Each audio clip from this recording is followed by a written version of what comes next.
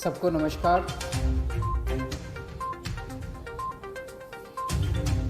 आज दिल्ली में लगभग 74,000 टोटल कोरोना के केस हो चुके हैं।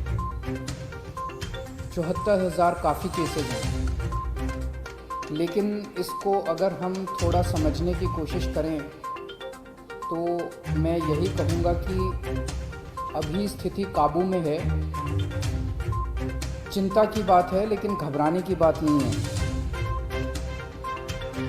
कुछ दिन पहले तक हम लोग लगभग 5 से 6 हज़ार टेस्ट रोज़ किया करते थे। जब हम 5 से 6 हज़ार टेस्ट रोज़ कर रहे थे तो 2 से 2,500 केस रोज आते थे पॉजिटिव। हमने टेस्ट की संख्या बढ़ा के 18,000 कर दी। पिछले कुछ दिनों से 18 से 20,000 टेस्ट रोज़ हो रहे हैं, तो 3 गुना हमने टेस्ट की संख्या बढ़ा के कर दी। तो जाहिर तौर पे जब टेस्ट इतने बड़े स्केल पे कर रहे हैं तो केसेस भी थोड़े से बढ़ रहे हैं। तो जैसे जब हम 5 से 6 हज़ार टेस्ट रोज़ कर रहे थे तो 2 से 2,500 केस पॉजिटिव आते थे। अब जब 18,000 केस रोज़ कर रहे हैं तो अब 3 से 3,500 केस इतने ही बढ़े। हमने टेस्ट 3 गुने कर दिए, लेकिन पॉजिटिव केस 2 से 3,000, पहले 2,000 आते थे, अब 3,000 आने लगे, 3,500 आने लगे। तो जाहिर तौर पे मान लीजिए कल हम 1 लाख, 2 लाख, 3 लाख टेस्ट करेंगे तो केसेस थोड़े से ज़्यादा आएंगे। अच्छी बात यह है कि 74,000 टोटल केस अभी तक हुए, इनमें से 45,000 लोग ठीक हो चुके हैं। तो लोग बड़ी तेजी से जल्दी ठीक हो रहे हैं। ज़्यादा टेस्ट करने की वजह से ज़्यादा संख्या बढ़ती हुई दिख रही है, लेकिन लोग ठीक बहुत तेजी से हो रहे हैं। 2400 के करीब टोटल लोगों की अभी तक मौत हुई है दिल्ली में। आज की डेट में 26,000 टोटल पेशेंट हैं अभी कोरोना के। 26,000 टोटल पेशेंट हैं। उन 26,000 में से केवल 6,000 हॉस्पिटल में हैं, बाकी सब अपने घर पे अपना इलाज करा रहे हैं। बाकी सारे पेशेंट माइल्ड, थोड़ा बुखार है, थोड़ी खांसी है, ऐसी 6,000 पेशेंट अस्पतालों के अंदर हैं। मैं पिछले कुछ दिन का डेटा देख रहा था। 19-20 तारीख के बाद से, आज 26 तारीख हो गई ना, पिछले एक हफ्ते में टोटल बेड की संख्या, जो बेड पे पेशेंट सभी हैं, जो बेड्स ऑक्यूपाइड हैं, वो लगभग 6,000 के करीब रही है। मतलब कभी किसी दिन 6,000 है, किसी दिन 6100 बेड है, किसी दिन 6200 है, किसी दिन फिर 6100 आ जाती है, किसी दिन फिर 6150 हो जाती है। यानी कि हालांकि रोज 3-3,500 मरीज नए आ रहे हैं, लेकिन इन नए मरीजों को हॉस्पिटल के बेड्स की ज़्यादा ज़रूरत नहीं पड़ रही। इसका मतलब ये सीरियस मरीज नहीं है। दिल्ली में जितने लोगों को कोरोना हो रहा है वो माइल्ड कोरोना हो रहा है, हल्का कोरोना हो रहा है। कोरोना होता है वो ठीक हो जाता है, उनको अस्पताल जाने की कम लोगों को ज़रूरत पड़ रही है। और जितने लोगों को अस्पताल से छुट्टी मिल रही है, लगभग उतने ही लोगों को अस्पताल जाने की ज़रूरत पड़ रही है।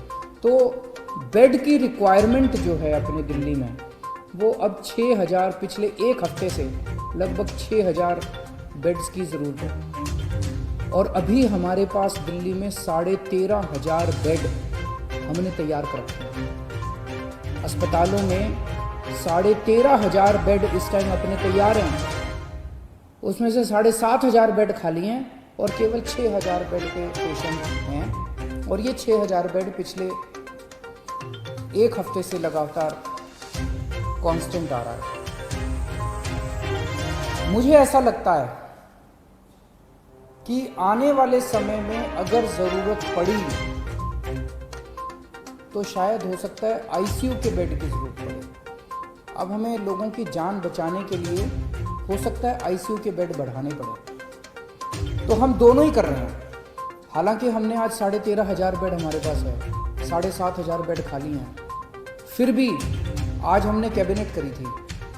कैबिनेट में हमने बुराड़ी के अस्पताल में 450 बेड और बढ़ाने की परमिशन दे दी, उसका पैसा सैंक्शन कर दिया।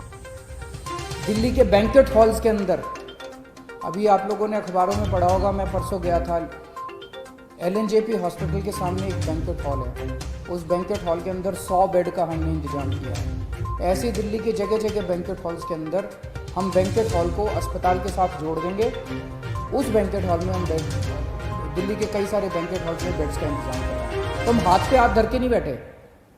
जैसा मैंने कहा, पिछले एक हफ्ते में 6,000 बेड से ज़्यादा की ज़रूरत नहीं पड़ रही। आज हमारे पास 13,500 बेड है, फिर भी कल के लिए हम तैयारी कर रहे हैं, परसों के लिए तैयारी कर रहे हैं। अगर बाई चांस ज़्यादा ज़रूरत पड़ती है तो हम उसकी तैयारी कर रहे हैं। बीच में कुछ दिन ऐसे थे, जून के महीने के पहले हफ्ते में, जब थोड़ी सी पूरे दिल्ली के अंदर बेड की कमी हुई थी, मेरे पास भी खूब फ़ोन आते थे। रात भर मैं लोगों के फ़ोन अटेंड करता था, उनके लिए बेड का इंतज़ाम करता था, इस अस्पताल में, उस अस्पताल में। अब स्थिति कंट्रोल में है।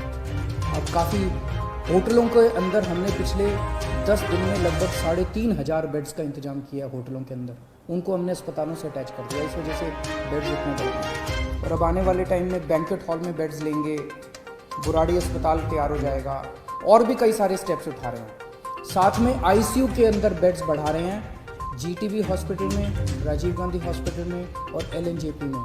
इन तीनों के अंदर ICU के बेड्स की बहुत बड़े स्तर के ऊपर हम मात्रा बढ़ाने जा रहे हैं, ताकि अगर सीरियस मरीजों को ज़रूरत पड़े तो उसकी हमारी तैयारी होनी चाहिए। मौत के अंदर कोरोना से लोग, अगर कोरोना, पहली बात तो भगवान करे कोरोना हो ही ना आपको, अगर कोरोना हो भी जाए तो आप सही सलामत ठीक हो जाए। कोरोना की वजह से मौत नहीं होनी चाहिए। उसे रोकने के लिए, उसे कम करने के लिए हमने 2 बहुत महत्वपूर्ण कदम उठाए हैं। एक तो है प्लाज्मा थेरेपी। आपने सुना होगा, कुछ दिन पहले मैं प्लाज्मा थेरेपी का जिक्र किया था। दिल्ली पहला राज्य था पूरे देश में जहां प्लाज्मा थेरेपी को हम लोगों ने बड़े उत्साह के साथ शुरू किया। हमने इसके ट्रायल किए, LNJP अस्पताल में इसके ट्रायल हुए। 29 केसेस के ऊपर ट्रायल किए गए और उनके नतीजे बहुत अच्छे आए। उन नतीजों को फिर हमने केंद्र सरकार में सबमिट किया। अब हमें 200 और पेशेंट्स के ऊपर प्लाज्मा थेरेपी करने की इजाज़त मिली है। तो सरकारी अस्पतालों में LNJP और राजीव गांधी अस्पताल में प्लाज्मा थेरेपी की इजाज़त मिली है। और इसके बाद कई सारे प्राइवेट हॉस्पिटल्स ने भी प्लाज्मा थेरेपी की इजाज़त ले ली है। कई सारे प्राइवेट हॉस्पिटल्स भी इस टाइम प्लाज्मा थेरेपी कर रहे हैं। इसके नतीजे ये दिखाते हैं कि अगर कोई मॉडरेट पेशेंट है, अगर कोई बहुत सीवियर पेशेंट है, वेंटिलेटर पे है, मल्टी ऑर्गन फेलियर हो चुका है, ऐसे पेशेंट्स को तो शायद प्लाज्मा थेरेपी से बचा पाना मुश्किल हो। लेकिन जो लोग अभी, जिनकी हालत ज़्यादा बिगड़ी नहीं है, उनको अगर दिया जाए तो उनकी हालत को आगे बिगड़ने से रोका जा सकता है। ऐसा अभी तक के नतीजों ने दिखाया है। तो प्लाज्मा थेरेपी के ज़रिए हमारी उम्मीद है कि हम मौत को कम करने में शायद सफल हो पाएँ। LNJP अस्पताल के नतीजे ये दिखाते हैं।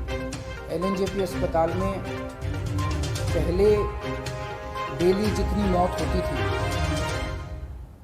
आज उससे आधी से भी कम हो गई हैं पिछले कुछ दिनों में, जब से प्लाज्मा थेरेपी शुरू किया।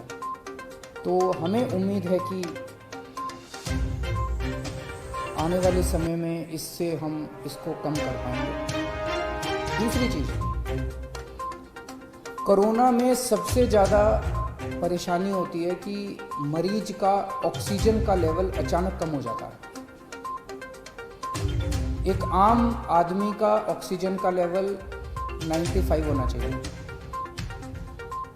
अगर ये 90 से कम हो जाए तो ये खतरा माना जाता है। 85 से कम हो जाए तो बहुत सीरियस माना जाता है।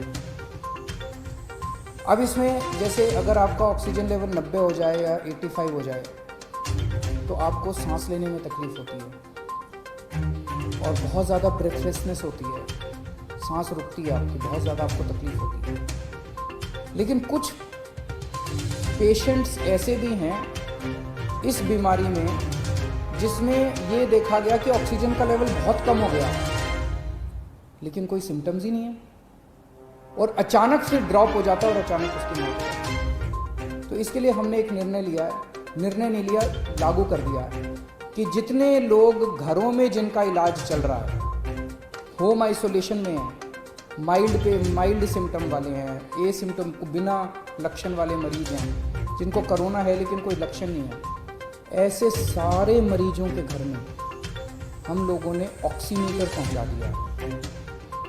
हो सकता है कुछ एक बचे हों लेकिन लगभग सारे, मेरे को बताया गया कि लगभग सारे मरीजों के घर में ऑक्सीमीटर हम लोगों ने पहुंचा दिया। ये ऑक्सीमीटर आपका सुरक्षा कवच है।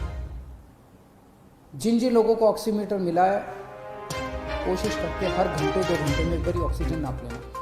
बड़ी आसान होता है, उंगली में लगा के आप ऑक्सीजन आधे मिनट में नाप सकते हो। अगर आपका ऑक्सीजन लेवल 94 के नीचे आ जाए आप तुरंत हमें फ़ोन कर देना, आपके घर पे ऑक्सीजन इमरजेंसी में भिजवा देंगे और ज़रूरत पड़ेगी तो आपको अस्पताल में एडमिट कर देंगे। तो ये ऑक्सीमीटर आपका सुरक्षा कवच है। आप अगर ऑक्सीजन अपनी नापते रहोगे तो उम्मीद करते हैं कि फिर आप ठीक रहोगे। मैंने कल एक मरीज हैं जिनका घर में इलाज चल रहा है, कानन साहब, उनसे फ़ोन पे बात की थी मैंने। उनसे मैंने पूछा कि ऑक्सीमीटर मिल गया, वो उनको मिल गया, वो कह रहे हैं बहुत खुश हैं वो। मैं एक बार ही आपको वो वाली उनसे जो मेरी बातचीत हुई वो मैं सुनाना चाहता हूँ।